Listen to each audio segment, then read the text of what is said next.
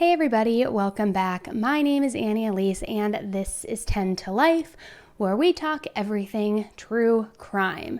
You've heard it before, but we talk about the current cases, we talk about the old cases, we talk about the cold cases, we talk about the conspiracy cases, and most of all, we usually, unfortunately, are talking about some of the most bizarre cases. So if you are brand new and stopping by for the first time, welcome. I hope you enjoy today's case video. And if you do, make sure that you hit that subscribe button below so that you get notified of new case videos as they get posted. And if you're a returning subscriber and you are coming back to watch yet another horrible true crime case that's out there, because it feels like there's just no shortage of them these days, welcome back. I appreciate you guys and your support of the channel and of all of these cases to help really generate awareness and ultimately bring justice to these victims. So thank you and welcome back. The case we're talking about today is one that has been highly requested by all of you for quite some time. It's one that has everybody out there angry, confused, and I mean, guys, it's one of the harder ones, and it's very similar, eerily similar to the Harmony Montgomery case, and it's the case of missing 5-year-old Oakley Carlson. So we have a lot of details to go over, guys, a lot of information, so buckle up because we are going to get right into it. 10 to Life with Elise starts right now.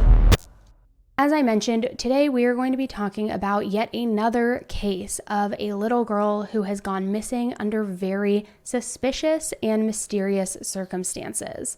On December 5th, 2021, a teacher by the name of Jessica Smith called police in regards to the whereabouts of 5-year-old Oakley Carlson. Jessica called the police after not seeing Oakley in quite some time and after hearing disturbing comments that one of Oakley's siblings had made. So where could Oakley be? Could somebody have taken her?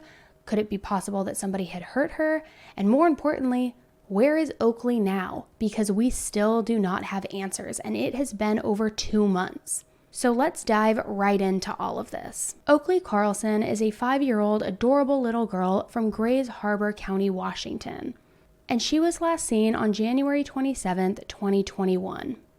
The details surrounding Oakley's disappearance and this little 5-year-old missing are extremely unsettling, and the details really remain unknown because she has 2 parents who are refusing to cooperate. And we know that when that happens, that is usually indicative of a huge red flag and possible, most likely probable, guilt, in my opinion. So these 2 parents are absolutely refusing to cooperate, so it's going to take some real time and some real investigating and digging in deep to figure out what the truth is and where Oakley could be and what may have happened to her. Oakley was born on December 6th, 2016 to parents Andrew Carlson and Jordan Bowers. And Oakley is the second youngest out of her siblings. She has a 6-year-old sister, a 9-year-old brother, and another 2-year-old sibling. And little Oakley's life, unfortunately, has not been easy since the time she was just a tiny little baby. Because at just 7 months old, Oakley and her siblings were removed from the parents' care and from their home due to reported drug use. Ultimately, Oakley was separated from her siblings and she went to go and live with a foster family. Oakley lived with her foster parents, Jamie Jo and Eric Hiles, up until she was 3 years old. Now, Jamie Jo and Eric took fantastic care of Oakley. They were loving foster parents, doting foster parents, and really it seemed as though Oakley was finally now in a good, loving, and stable and secure home. They worked extremely hard to make sure that Oakley felt loved, to make sure that she was safe, and to make sure that she was taken care of. Now, during those 2 years when Oakley's biological parents were trying to fight with the court and prove that they could raise these children, her foster parents, Jamie Jo and Eric, had quite a few concerns about Oakley, and a lot of concerns even after Oakley went back to live with her parents. And these concerns were always documented either through phone calls or through emails. During the times in which Oakley was living with this foster family, the Hiles, they had contacted DCYF with multiple complaints. And ultimately, these were complaints not about Oakley herself, but about her well-being, about concern for Oakley. And every time they made one of these calls or documented this in one of these emails, they were always met with the response of, "We will investigate." Now, guys, how many times have we heard that before? The system saying that they're going to investigate something, and then they either do not investigate or they half-ass investigate it. One of the emails that they sent actually read, "Hello, Saturday evening when Oakley returned home, she mentioned to Eric and myself that she saw Jordan, her mother, hit Andrew during her visit." Andrew's her father. "She also explained to us that they were both very angry and that she hit Andrew on the chest. She showed us how she hit him, and Oakley said it was over a YouTube video on the phone that Oakley was watching. We were kind of at a loss for words, but wanted to let you know. Thank you." Clearly illustrating that Oakley is witnessing some sort of violence happening inside the home, enough to retell what she saw to her foster parents when she left that visit, and that this was concerning. And these foster parents wanted to bring it up because, again, they were deeply concerned about the environment that Oakley was living in. And these concerns didn't stop when Oakley no longer was in their custody. These complaints and this worry continued long after Oakley was reunited with her biological parents. Is joining us now live this morning on King 5 Mornings. This just must be heartbreaking, really. How are you? I'm good. Thank you so much for having me. We are so glad you're with us this morning. We want to clear up a few things about this case, which is now really just coming to light in a lot of ways. Can you tell us about the circumstances of this foster care situation? So Oakley came to us in August of 2017, and we had her until November of 2019. Throughout that time that we had her, there were multiple red flags. So there were times that I would contact CPS and say, "Hey, I'm concerned about this." And they would kind of say, "Well, we'll investigate it. We'll look into it." And even after she did go back, there were times that I would hear something in the community and I would reach out and say, "I'm concerned about this." And I don't know if I never had any follow-up, which I'm not necessarily expecting there to be follow-up, but I'm just disappointed that the times that I did follow up, that there still was no kind of resolution to this. And this probably could have been avoided. What can you tell us about why Oakley was put back into the custody of those two? What did the state tell you about why they may have been given a second chance, or whether they deserved it?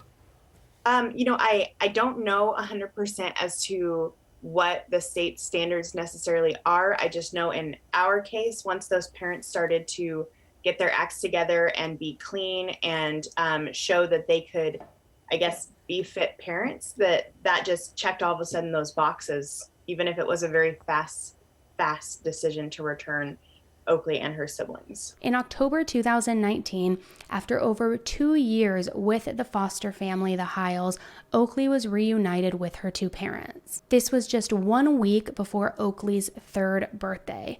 Now, at this point, DCYF hadn't really taken into consideration any of these complaints or the effects that this reunification may have on this child, putting her right back into the care of a home that had substance abuse problems, that clearly had outcries of violence, all around a questionable and potentially unsafe environment for a young child. And at this point, when Oakley was put back into her parents' custody, she still had not even had a single overnight visit with them. So how did DCYF determine that this would be a suitable environment for this young child?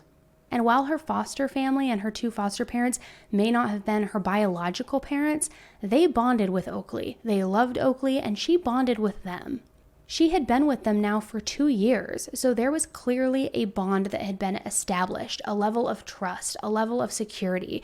So then to just be ripped away after 2 years to go back into this environment that you're not used to, even though it is with your biological parents, that would be traumatic for any young child who doesn't quite understand what's going on. And I would imagine is just feeling shuffled back and forth between stability and a clearly unstable environment. Did you feel that it was appropriate to give Oakley back? No, and even if, so we were told in October of 2019 that she would be returning. She, at that point, hadn't had a full overnight visit yet. And by November of 2019, she was placed back permanently. That's incredibly fast on a child. And that's very traumatic to go from full time with my husband and I to full time with Jordan and Andrew. And so I understood, yes, she might transition back, but could we just do it slower? Could we not, can we not do it where we scare her, where she's like traumatized from this? But that didn't even seem to be an option either. Now, I want to be clear. Of course, always reunification is always the goal, no matter what. If you can stay as a nuclear family unit, or if you can stay with the biological family, all the better, as long as it is safe for the child. If the parents can prove to be responsible parents, can prove to be sober, and can prove that they have the children's best interest at heart and can provide for them, then absolutely that should always be the goal. But that, in my opinion, and based on the complaints that we have seen from the foster family, I don't believe that that was the reality of the situation. And even so, reunification takes time. It takes time for that child to establish trust with the parents again. It takes time for them to become familiar with those parents, because remember, at this age, she may not have any memory of ever being with her parents. Sure, she has these visits, but does she have that attachment like she now has with her two foster parents? My guess is probably not. Now, I've never been in that situation, so I can't 100% speak to it. But I would imagine, and just from my own personal memories, which I think my earliest memories, honestly, at like 6 years old, I can't imagine that she would have conscious memories of being with her two parents. Because again, she was taken out of that environment at just 7 months old. And Oakley's foster mother, Jamie Jo, recalls this reunification process, and she states, "That's what was so heartbreaking. We wanted to give her the absolute best life. Loading her into that car 2 years ago felt like a death to us. We have grieved and we have been so sad at the loss of her. I never wanted anything to happen to her, but I have to prepare myself that something may have happened to her." And this is just heartbreaking, because you can clearly hear the emotion in this foster mother's voice. Still, obviously, cares deeply for Oakley and always wanted the best for her. And to say she had to pack her up into that car and watch them drive away, when in the pit of your stomach you just know that it's not the right environment. I can't imagine how emotional that must be, and all the sleepless nights, truthfully, that she must have had after this. It's clear that Oakley had lived a great life with them and that she enjoyed many things. She went to daycare regularly and interacted with other children, and even her daycare teacher said that Oakley adjusted well, that she was having a great time when she was in their care. She was also involved in dance class. She loved dancing. She loved Mickey Mouse. I mean, just your typical happy toddler. But then Oakley was ripped from that life and put back with her biological family. And initially, after she was put back with her parents, DCYF did regular check-ins for the first 6 months. But then, after 6 months, they closed the case. Now, Jordan and Andrew had full control over Oakley's life and over the lives of her siblings. Now, the court and DCYF had signed off on this, so it was their responsibility. They had ultimately apparently proven to the court that they could be responsible. But now it was their responsibility to care for these children, to keep them safe, to keep them fed, to keep them happy. This now fell on their shoulders because they fought the court and said that they could do it. Unfortunately, they have missed the mark drastically. During the time that Oakley was back with her biological parents, numerous 911 calls were made. And these calls were made by neighbors and other people alike who feared for the children's safety. Neighbors stated that Jordan and Andrew would have explosive fights and that they were in fear for the children's welfare. And remember, this isn't news because Oakley herself had outcried to her foster parents that she witnessed violence happening between the couple in the home. And the town that they lived in appears to have a very small town feel where everybody kind of knows everybody knows the family. And the foster parents were even told things from people here and there about what they had heard and what they had witnessed in some cases at that home and with that family. During Christmas of 2020, Oakley was seen by her grandmother, and this is absolutely heartbreaking, but her grandmother describes Oakley as looking pale with dark circles under her eyes, with scratches and sores on her face. And this physical and emotional appearance of young Oakley worried the grandmother enough to where she called child services. Shortly after Christmas, Jamie Jo, Oakley's foster mother, got word of this report and got word of what Oakley's condition was at Christmas. So she also reports it to DCYF, and what do they say? They say, "We will investigate." That should really be their new tagline. If they have a shirt or anything like that, it should just say, "We will investigate." And it should say in parentheses, "not. We will not investigate." Nobody ever followed up with Jamie Jo, and it's still, to this day, unclear if they ever did in fact investigate. And when Andrew and Jordan found out that the grandmother had called CPS, it escalated and created some extreme family tension. And after that, they cut off all contact with the grandmother. No phone calls, no visits, nothing. And just 1 month after this last known sighting of little Oakley at Christmas in December of 2020, 1 month later, on January 27th, 2021, was the last known confirmed sighting of Oakley. And this apparent sighting was from an undisclosed person who is associated with the family. Then fast forward approximately 11 months to November 6th, 2021, when her father, Andrew, calls 911 roughly around 5 p.m., reporting that a fire had taken place. He says that it was a cigarette lighter that had caused the fire and that his daughter had been playing with it and it caught fire on the couch. He said that he didn't need any help, but that he wanted to call and actually report that the fire had taken place. Jessica, that school principal, the same one who had called police to say that she hadn't seen or heard from Oakley, had also told people that Oakley started the fire and that it apparently took over 4 hours to get under control. Now, first of all, my issue is the father calling 911 to report the fire, but then to say that he doesn't need any help, that he has it all under control. Why are you reporting the fire, first of all, unless you're going to do an insurance claim or something like that? But also, if it's not an emergency, why are you calling 911? Why not just call the fire department or the non-emergency line if you have it under control? Unless you're strategically trying to document something and document that something took place to possibly have some sort of alibi or some sort of story. I don't know. Because what's interesting is, since this all took place, the fire department has been out to that home, and they say that the fire had started from a microwave. Now tell me this, guys. First of all, we see all these red flags popping up, right? But tell me this. If a microwave started a fire, why would you blame it on a little girl? And why would you make up an elaborate story that it was a cigarette lighter on the couch? And why would you also then call 911 but say it was under control? I mean, the amount of red flags going off here is just unbelievable.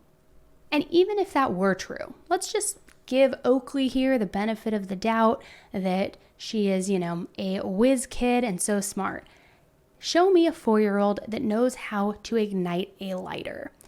Maybe a fireplace lighter or a barbecue lighter, like one of those big stem ones where it's literally just one button. But if it's a cigarette lighter, the one where it's like a Bic, where you have like the little whatever, like the metal spool or whatever that you flick, it's hard for anybody to kind of get that, to get the flame, to catch the flame, to then hit the couch. You have to hold it because the second you let it go, the flame drops down. Show me a 4-year-old who can do that. And then if we discuss and revisit how long it took to put the fire out, reportedly it was 4 hours. That's what the father and mother, I guess, had said and told the principal, and the principal had told other people that. If it's taking you 4 hours to put a fire out, why aren't you calling for help sooner? Why are you waiting to call 911 until the 4-hour mark when you already have the fire under control? That makes absolutely zero sense. I highly doubt that the fire actually, was going for 4 hours. I highly doubt that there were flames for 4 hours. But if there were, it's my opinion, just my opinion, that it was because they needed it to burn for that long to try to dispose or kill some sort of evidence. Just my thought. I don't know. Could be wrong. Now, a lot of people have speculated that because the fire department has said it was the microwave that caused the fire, that the reason they lied about it and the reason they hid that is because they were perhaps cooking drugs in that microwave, because they do have a history of substance abuse problems. And unfortunately, it has since been confirmed that the parents were in fact using drugs. So were they actually using this microwave to cook drugs? It blew up, it lit up, it caught a fire. They figure, we can't tell anybody the truth. We obviously can't call the fire department or 911 to come and help us because they'll see that there's drugs and we'll get arrested, we'll lose the kids. So you know what we should do? We should blame our 4-year-old daughter. We should say that she used the strength of God to take our cigarette lighter and light it and hold it to the couch like a true sociopath would. And they thought that that was the story that was gonna, be perfect for them. What's even more disturbing about this is that nobody can still confirm if Oakley was even there, whether she was alive or not at the time of this microwave fire or even after this microwave fire, because that last known sighting was from 11 months earlier, and at this point, Oakley still had not been reported as missing. So after this fire incident, Jamie Jo, her previous foster mother, calls DCYF again because she wants to make sure that Oakley is okay and that she is safe. And let me just throw it out to you guys. What do you think that DCYF said? Can I hear it, guys? We will investigate. What could have happened to her? Was it the fire? Was it something else? The foster parents say they called DCYF not just last month, but in January of 2021 after becoming suspicious after getting some news about Oakley. I am so disappointed, and what a failure from the state of Washington. What a failure for those kids. 4 days later, on November 10th, 2021, Jessica Swift, that principal, went to Oakley's house. She had heard about that fire and she wanted to make sure that everybody was okay. She also brought supplies with her for the family. She wanted to make sure that the kids were okay. She wanted to make sure that the family was taken care of, and just all around a loving woman. She stayed for approximately 45 minutes and she saw all of Oakley's siblings, but she did not see Oakley. She asked the parents where Oakley was and they told her that Oakley was in her room, but she didn't come out of that room for the whole 45 minutes that Jessica was there, which seems very odd considering that her siblings were out there and Jessica saw all of these siblings. And especially if Oakley had a relationship previously already with Jessica, the principal, you would think that if she was there, Oakley would want to come and see her. And also, please tell me what 4-year-old child is staying in their room for that amount of time unless they're taking a nap, unless they're sleeping. I don't think many kids that age are independently playing by themselves in their room for that period of time. Maybe. My kid sure doesn't. He's like a tornado going everywhere.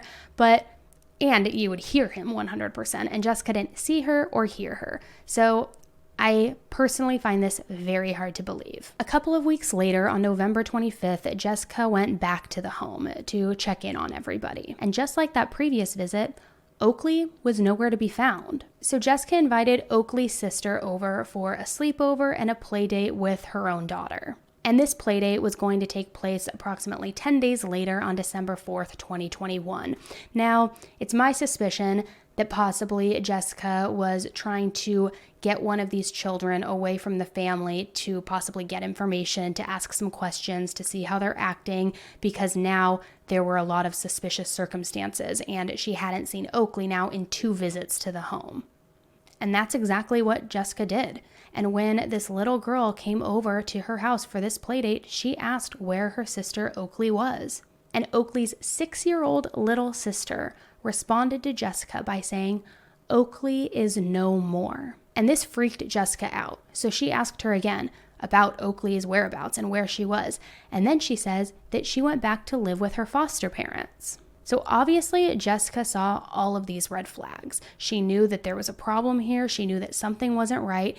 And she very quickly confirmed that Oakley was not in foster care. And so she ended up requesting a welfare check. Now, by the point of this welfare check, the family had already moved into a hotel. And apparently, the damage from that fire, the fire that had lasted 4 hours but that they got under control on their own, the one that they called 911 4 hours later and didn't need their help. This fire apparently created so much damage that it destroyed the entire upstairs of their home. Tell me again that you didn't need the fire department to come. Tell me again that you handled it if it burned literally the entire upstairs of your home. If that's what took place and you didn't call 911, it's because you didn't want them coming into that house. It's because you were doing something wrong and you didn't want them to see what caused the fire and possibly what else was going on inside that home. Why else would somebody let the entire upstairs of their home burn and not call the fire department? When officers from the police department went to do this welfare check on December 6th, Oakley was not at that hotel with the rest of her family. And Andrew, Oakley's biological father, said that she was with his parents, that she had been with his parents since November 30th, but that he doesn't know their address or their phone number. Andrew, first of all, I thought she was back with her foster parents. Now she's with your parents, and she's been there for a week, and you don't know your parents' phone number or address, but you're allowing your daughter, your 4-year-old daughter, to go with them and not know where she is going? Okay, Andrew. Sorry, but most normal, responsible parents don't leave their child, no less a 4-year-old, with anybody, whether it's a blood relative or not, unless you know their address and their phone number. But good try, Andrew. Good try.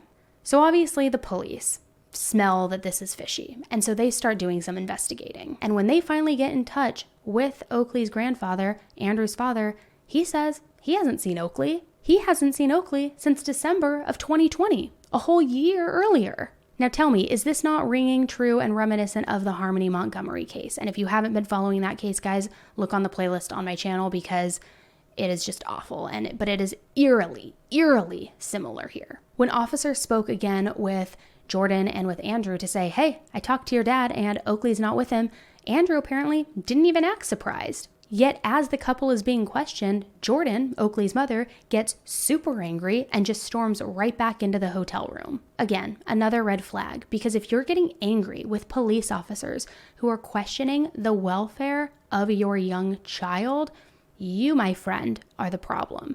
You, my friend, have something to hide. If you haven't seen your daughter in a week and you thought she was somewhere that you're now finding out that she isn't, and then you're getting pissed off at the people asking you questions, there's a reason why you're getting pissed off. It isn't because you're innocent. It isn't because you're a caring and loving mother. And it isn't because you're worried about your child.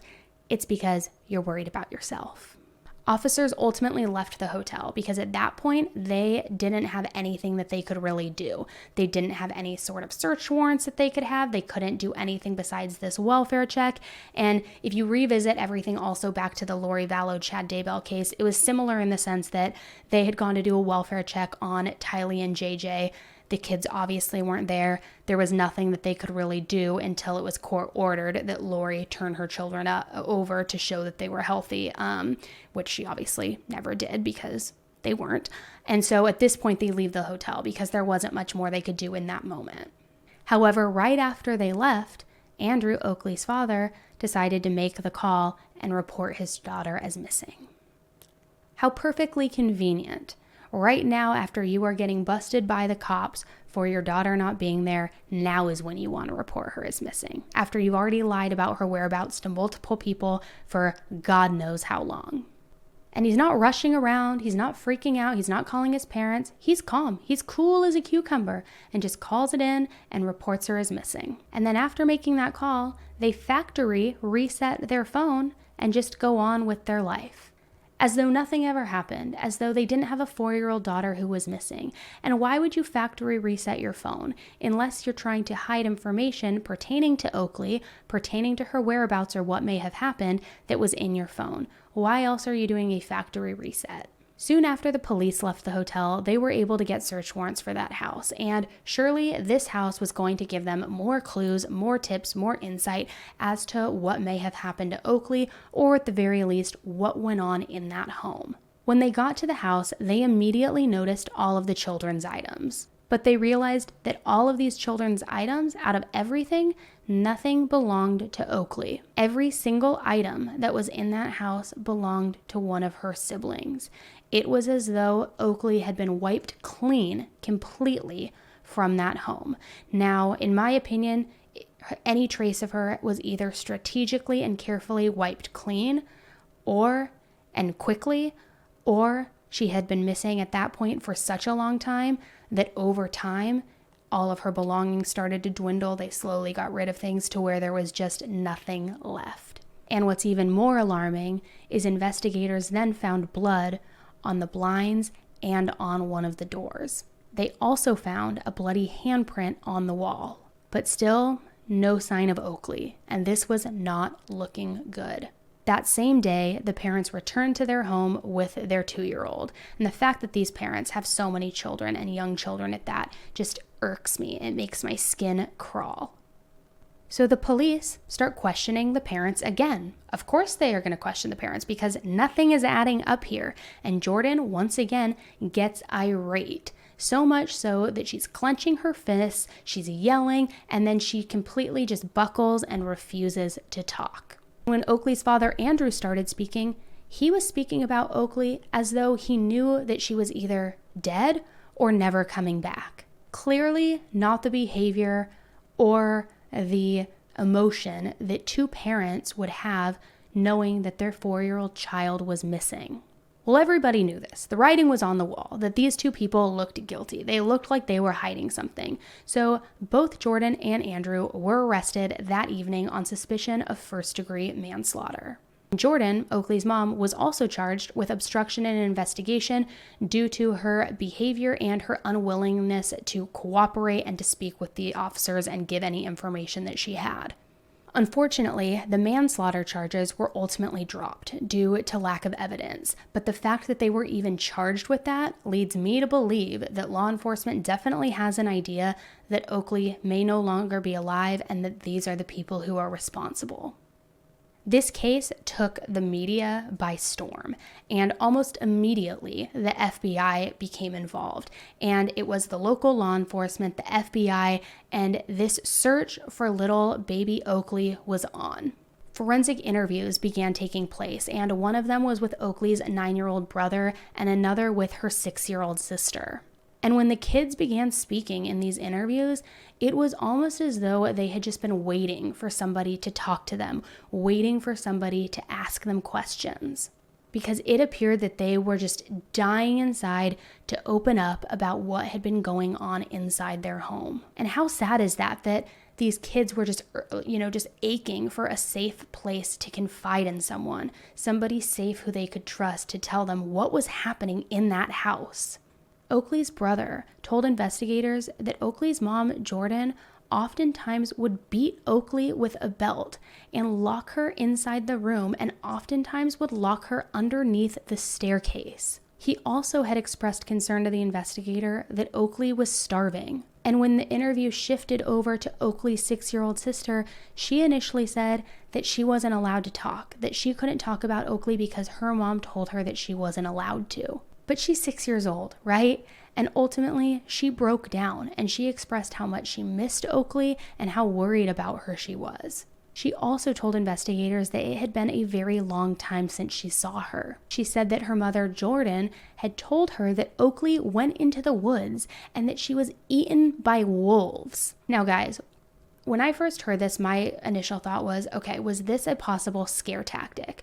Were Jordan and Andrew telling the kids that Oakley was eaten by wolves because they were trying to scare them so that they would never leave the house, so that they were scared to, go run away, scared to do anything? Or was this used as an excuse and, a reason as to why Oakley was never coming back? To say, oh no, she was eaten by wolves, she's never coming back. What do you guys think? Was it an excuse as to Oakley's whereabouts, or was this maybe a scare tactic to make sure that they never fled or never ran away from home? Local officials, state police in Washington, and the FBI spent December 7th and 8th of 2021 searching for Oakley. And they spent those days digging a 300-acre property owned by the family. Unfortunately, that search didn't yield any results, and it didn't provide any answers as to where Oakley was or what may have happened. Then again, it was over 300 acres. Could they have possibly missed something? Possibly. Now, it's unclear who that massive property belonged to exactly. There's been some things floating around, but no concrete proof.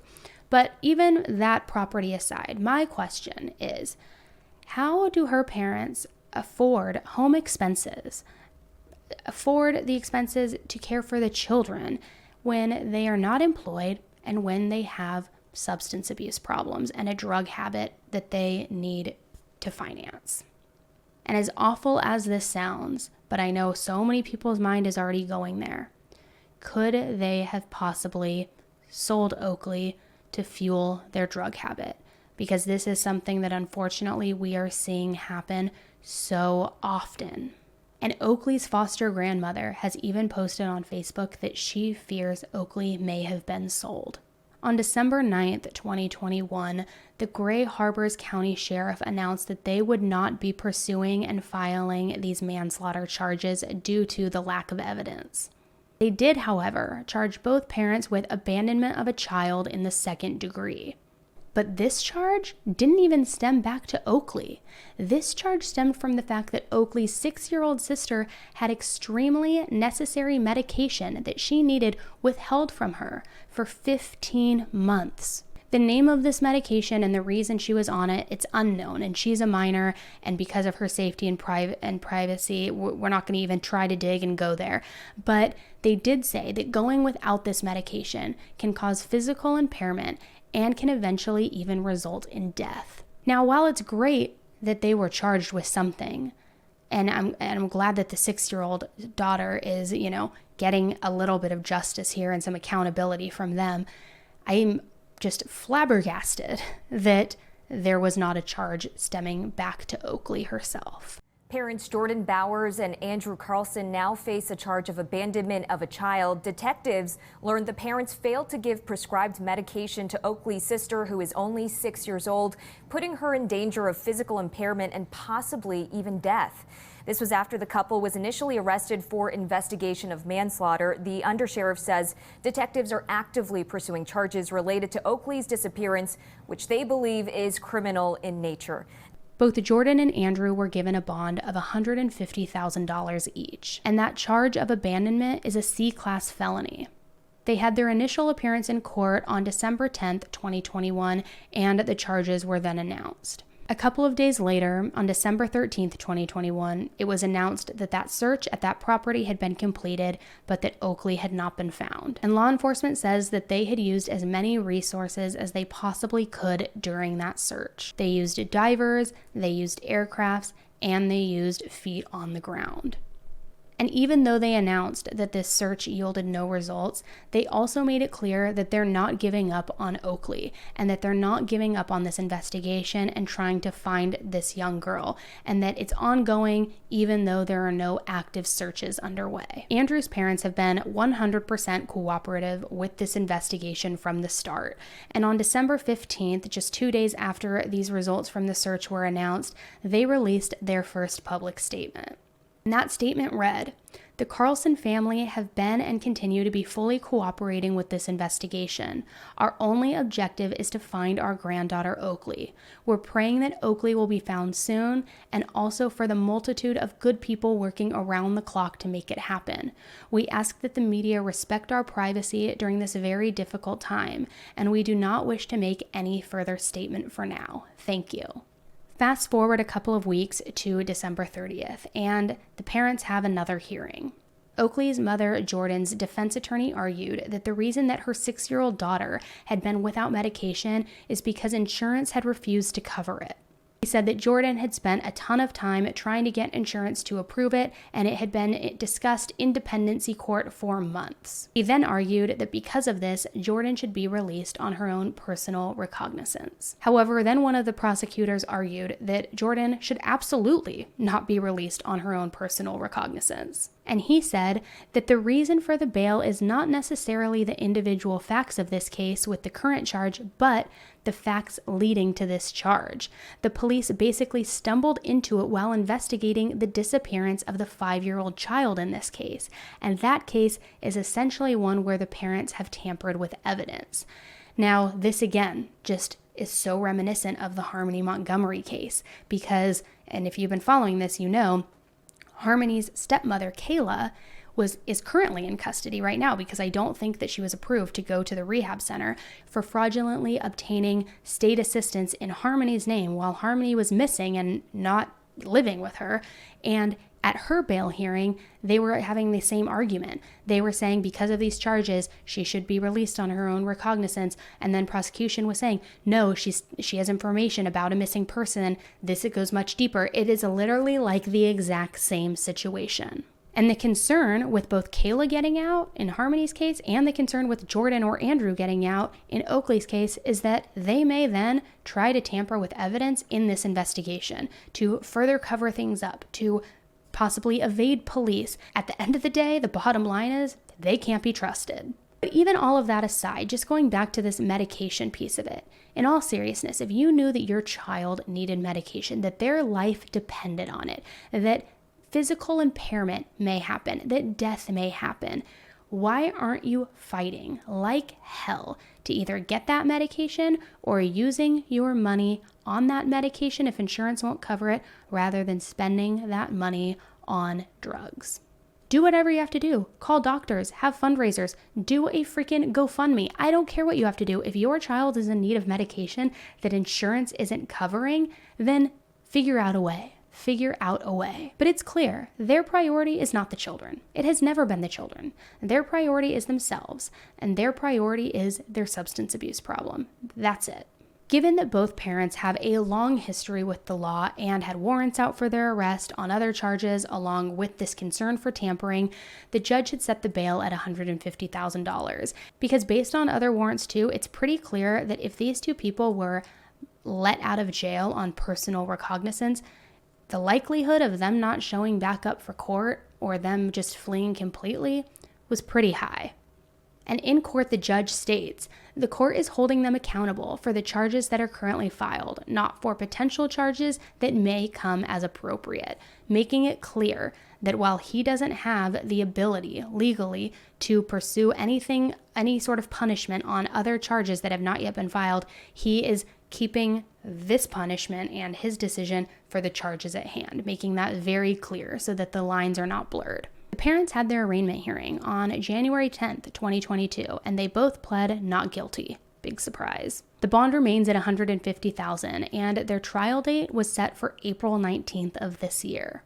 The trial is expected to take approximately 4 days, and due to the nature of the case and the charges, both parents will be tried together. But again, this is unrelated to Oakley, and because of this, protests have erupted outside of the jail because people are absolutely furious and demanding answers for Oakley's disappearance because still nobody has been held accountable and nobody has answered any questions. Where is Oakley? Where is Oakley? Where is Oakley? That haunting question is keeping an entire town on edge. Where is Oakley? They want their unified voices to pierce through the walls of this Grays Harbor County jail, and from the sounds of it,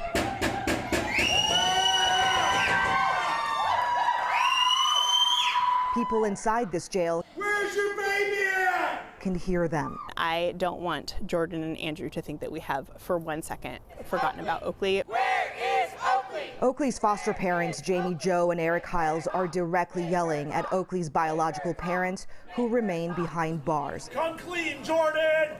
Tell us where she is! Everyone here believes the couple knows what happened to their daughter, but are not confessing. The truth always comes out sooner or later.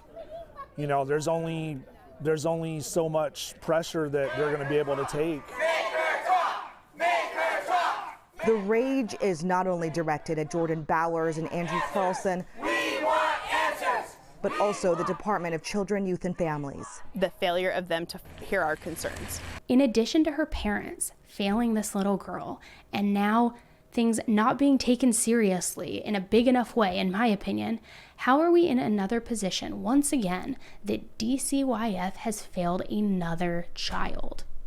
How could they ignore the danger that Oakley was in when it was being clearly documented, when multiple phone calls were made, when multiple emails were sent, when a grandmother, a relative called and said, there is bruising, she is pale.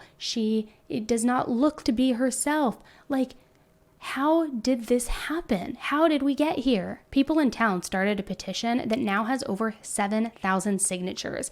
And this petition is for Oakley's Law. And what Oakley's Law would be is it would be a law that would implement a 5-point safety net for children being reunified with their family, as well as mandatory drug tests for the parents post-reunification. Now, I think that is a fantastic law. And I can't believe we don't have something in play like that already, because had that been in play, perhaps so much of this could have been avoided.